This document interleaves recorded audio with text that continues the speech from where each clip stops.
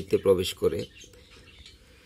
তারপর দর্শক দুইটা ডিম ভেঙে ফেলে এবং আমার যেই একটা বাচ্চা ফুটেছে আপনারা দেখতে পাচ্ছেন। দর্শক এটাও মোটামুটি আহত। আপনারা দেখতে পাচ্ছেন যে অলরেডি একদম ব্রিডিং হচ্ছে। আমি জানি না এটা বাঁচবে কিনা। দর্শক এইখানে আরো একটা ডিম পড়ে আছে আর দুইটা ভেঙে গেছে। দর্শক এগুলো ফেলে দিছে। দর্শক এখন তো কিছু করার নেই, সো আমি আমার যেই মূল পেয়ারটা ছিল এটা এখন আলাদা করে দিই। দর্শক এটা হচ্ছে আমার মূল ওই পেয়ারটা। এখন তাকে আমি অন্য একটা খাতায় আলাদা করে দিব দর্শক।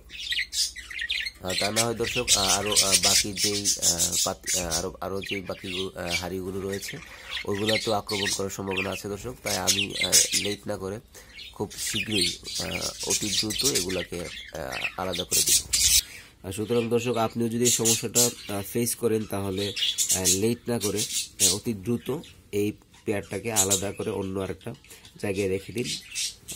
পরে আবার পরিস্থিতি ঠিক হলে আপনি তার জায়গায় তাকে দিয়ে দেন। থ্যাংক ইউ দর্শক। আমি জানি না দর্শক আমার এই ডিম এবং বাচ্চাটাকে আমি বাঁচাতে পারবো কিনা। ওকে, ধন্যবাদ দর্শক। সো দোয়া করবেন আমি যেন আমার এই পেয়ার এবং বাচ্চা ডিম সবগুলোকে সেভ করতে পারি। আসসালামু আলাইকুম।